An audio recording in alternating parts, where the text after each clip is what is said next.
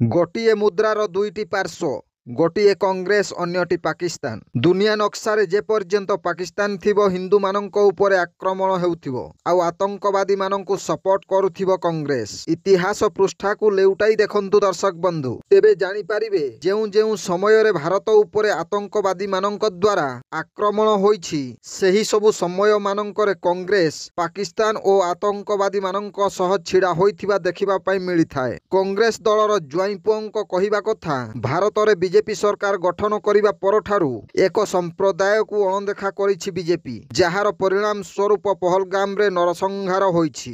ଯେଉଁ ସମୟରେ ସାଧାରଣ ଲୋକଙ୍କ ସହିତ ଛିଡ଼ା ହେବା କଥା, ଯେଉଁ ସମୟରେ ଭାରତ ସହ ଛିଡ଼ା ହେବା କଥା, ସେହି ସମୟରେ ସାମ୍ପ୍ରଦାୟିକ ହିଂସା ଘଟାଇବା ପାଇଁ ଖୋରାକ ଯୋଗାଉଛି କଂଗ୍ରେସ ଦଳର ଜ୍ୱାଇଁ ପୁଅ ତଥା ରବର୍ଟ ବାଡ୍ରାଙ୍କର ଏହି ମନ୍ତବ୍ୟ। ତେଣୁ ପ୍ରସଙ୍ଗର ଶୀର୍ଷକ ରହିଛି ଦର୍ଶକ ବନ୍ଧୁ, ଗୋଟିଏ ମୁଦ୍ରାର ଦୁଇଟି ପାର୍ଶ୍ୱ, ଗୋଟିଏ କଂଗ୍ରେସ ଅନ୍ୟଟି ପାକିସ୍ତାନ। Bureau report, Janajagaran Odia.